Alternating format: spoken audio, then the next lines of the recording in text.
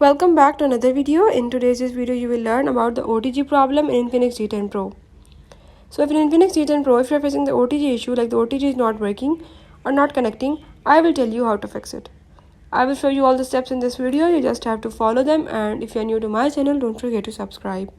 For further detail, now let's watch complete video, follow the steps and learn it.